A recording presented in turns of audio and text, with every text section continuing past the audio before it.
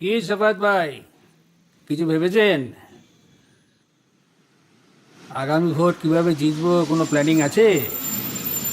দেশটাকে তো দখলে রাখতে হবে। আরে মাল ছেড়ে দাও, মাল পাবলিকের পকেটে মাল ঢুকাই দাও, কনফার্ম আমরা ইলেকশনে জিতে যাব। হ্যাঁ, পার্টি ফান্ড স্ট্রং করতে হবে, বুঝলে? স্ট্রং। সেজন্য পাওয়ারফুল কোনো কান্ট্রির সাথে কন্ট্যাক্ট করতে হবে, বুঝেছো? ভুল ট্যাকটিক্স। এইসব ঝাপসা প্ল্যান দিয়ে ইলেকশন জেতা যাবে না। আমার প্ল্যান মতো ইলেকশন করো, কনফার্ম পাস। এই তুই কি ডারে? জীবনে কয়টা মার্ডার করেছিস তুই?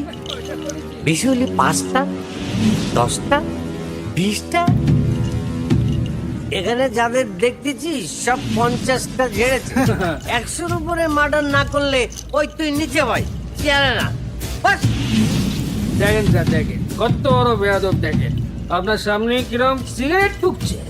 এই ছেলে, তুমি জানো কাদের সামনে কথা বলছো?